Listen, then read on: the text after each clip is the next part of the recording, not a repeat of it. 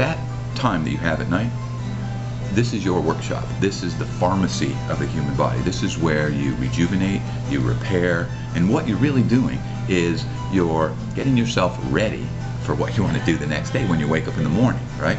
And we want to be productive. You want to be motivated. You want to get things done.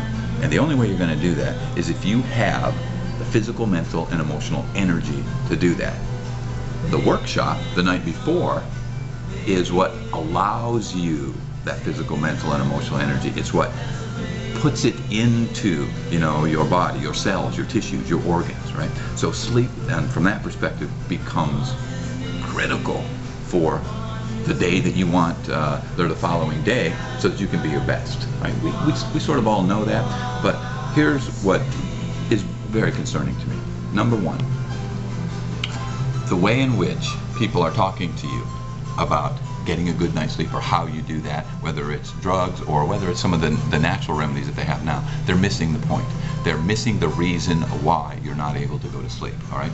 Now, here's something to think about. We know that that there's a hormone in your brain. It's called melatonin. Most of you have heard of that, right? Melatonin, when you're in the evening, when you're getting ready to go to sleep, it starts to rise, okay? And melatonin gives you this little push, this little hormonal push that helps you to start getting ready for the nighttime phase and go to sleep.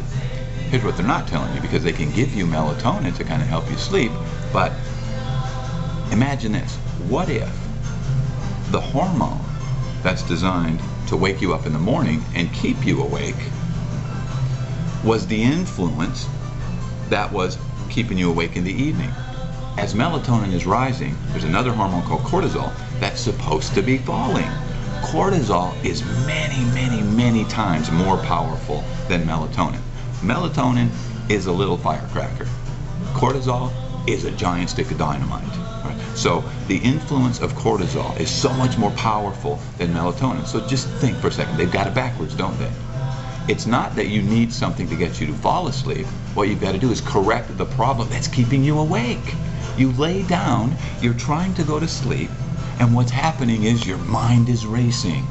Or if you are fortunate enough to make it to sleep, what happens? You wake up, at 2, 3, 4 in the morning. Now you can't get back to sleep. Why? Because your mind is racing, because all these thoughts are moving through your head. What is that? That's the impact and the effect of a hormone that should have been falling hours before, called cortisol, which is so powerful.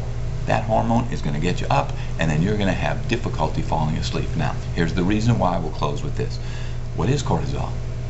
Cortisol is a stress hormone. What happened to you during the day prior to you going to sleep? Did you have a stressful day? Do most people or most women like you have a stressful day? You probably did. Now what happens if day in and day out you're elevating and raising this hormone? You are messing up what we call the circadian rhythm, right? And when that rhythm gets messed up, it's driven by melatonin in the evening, cortisol during the day. If cortisol levels are elevated, you're not going to get to sleep.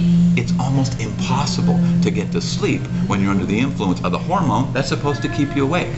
Somnusure does one thing extraordinarily well, and that is it lowers the output and it lowers the impact of cortisol, and it starts reestablishing that rhythm that you need. So we're going to be able to get you to sleep so much better and so much healthier, because you're using something that's hitting the nail on the head. That's the solution.